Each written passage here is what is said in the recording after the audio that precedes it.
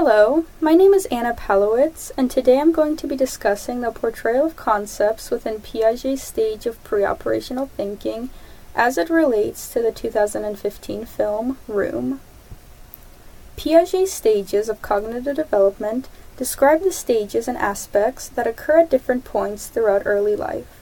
Piaget's theory contains 4 concrete stages that all children go through as they mature: the sensory-motor stage, the pre-operational stage, the concrete operational stage, and the formal operational stage. For the purpose of this analysis, I will be addressing the pre-operational stage, which occurs when a child is between 2 to 7 years old. The pre-operational stage is exemplified by a development of symbolic thinking and of mental reasoning. It is also a stage in which a child possesses aspects of thought such as egocentrism and centration. Egocentrism describes the thought that does not take into account the viewpoints of others and solely focuses on the understanding of one's own viewpoint. Meanwhile, centration involves concentrating on one aspect of a situation while ignoring all others. In a simplification, centration involves thinking based on what you see. In this stage, children might also not be able to fully mentally manipulate information from an abstract standpoint and may be limited in their language abilities. However, this stage provides development in that children become much more accustomed to symbolic play, such as pretending one object is another or through role-playing. So overall, Piaget's pre-operational stage is a developmental period in a child's life in which they're able to better use symbolic thought, but are still unable to manipulate information or assume the viewpoints of others. An example of this stage can be seen in the 2015 film Room. In this film, a mother and her 5-year-old son, whose name is Jack, are locked in a small room with no access to the outside world. As the son was born in this room as well, he has no knowledge of the outside world, and his mother allows him to believe that whatever is inside the room is all that exists in the world. As the film progresses, the mother decides to attempt to escape the room, but must first prepare her son for the outside world by attempting to make him understand that an outer world exists at all, with entities and creations that he has never before experienced. Overall, I chose this movie because it exists as a pretty good example of the egocentrism and centration that may exist in a child's mind during the pre-operational stage, but amplifies it to a physical standpoint in which these egocentrism and centration is actually physically represented by rooms and by the world. Moreover, I thought that the film was extremely well written, indicating that time and effort did go into the writing and into possible research as to human behavior and development during this time. The film also received extremely high critical acclaim, and so indicates that it might be its source that is universally accepted and universally supported, and may exist as a film that many people are cognizant of as an example. During the film, the son clearly displays 3 aspects of Piaget's pre-operational phase during his life within the room, and during his reactions to learning what more may be possible, namely symbolic play, centration, and egocentrism. The first I will address is symbolic thinking, since it is presented pretty heavily within this film.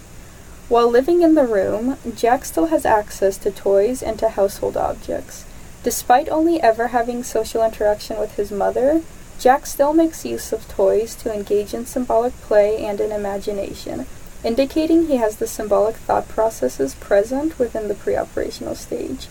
As shown in this film quote that I have included, Jack is able to assign roles to his toys and to everyday household objects, and then role-play with them as if they were people, indicating he has developed the symbolic thinking that is classic within the pre-operational stage. Other aspects displayed by Jack include centration and egocentrism. Centration describes the process of thinking what you see, or as the textbook stated, letting what you see dictate what you think. In this case, Jack's view of the room as the only place that he has ever seen has resulted in a belief that room is all that there really is. In solely concentrating on the physical aspects of the room, Jack ignores other aspects that may indicate that there is a world outside, and so his thinking becomes centered entirely on the room.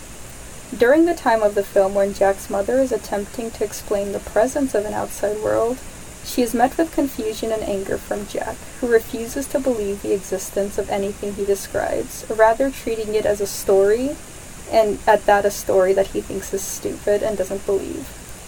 Although his mother attempts to explain things that she has seen by trying to make Jack assume her perspective, or draws attention to the fact that their captor leaves the room continuously, Jack is still unable to comprehend these alternate viewpoints and sticks to his own understanding of the room as being all that exists. By being unable to understand or even attempt to understand the perspectives of others, Jack is displaying classic egocentrism that is present during the preoperational stage. Additionally, by seeing room as all that there is simply because he has not seen anything else, Jack shows the centration that is classic in the preoperational phase. However, although the film does an excellent job in accurately portraying symbolic thinking, centration, and egocentrism that is described by Piaget in his preoperational stage, there are still aspects of Jack's cognitive thinking abilities that indicate some inaccuracies in portrayal. According to Piaget, children develop formal operational thinking around the age of 12, approximately 7 years older than Jack is in the film. It is at this stage that children should begin to think abstractly. However, in Room, sometime after Jack is told that a separate world exists, he begins to imagine what the world may be outside, and is able to move his abstract ideas of the outside world into concrete examples within his own limited world. This displays a certain level of abstract thought that shouldn't be present until much later in Jack's life. Moreover, although Jack has had some level of informal education through the efforts of his mother reading him stories and telling him about her own experiences, he still lacks any form of formal education throughout his life up to this point. But yet, he is still able to develop and utilize symbolic thinking and abstract thought very quickly, a phenomenon that may be questioned by some studies. For example, a 2007 study shows that children with little formal education who live in isolated, less technologically advanced societies, which would be very similar to the situation that Jack grew up in, are much less likely to make use of formal operations. This makes Jack's quick acquisition of abstract thought and possibly his quick acquisition of symbolic thinking much less realistic. Overall, I believe the film to be an excellent piece of work cinematically, and it does hold ground in its portrayal of many of the aspects of child cognitive development. The important aspects of Piaget's preoperational stage are shown pretty well in this film, and Jack does generally act in line with his age group. The only inaccuracies that do exist are that, at times, Jack's cognitive abilities do stretch beyond what is expected within his age group. However, I do believe that this was done for the purpose of giving Jack a more well-rounded and dynamic character to better serve the purpose of the story in the film. So, I believe that the inaccuracies shown are in part deliberate, as they further the action and sentiment that is present within the story. Overall, I would still argue that the film does an adequate job in accurately portraying preoperational thinking and exists as a good example of child cognition. Thank you for listening to my presentation, and have a wonderful day.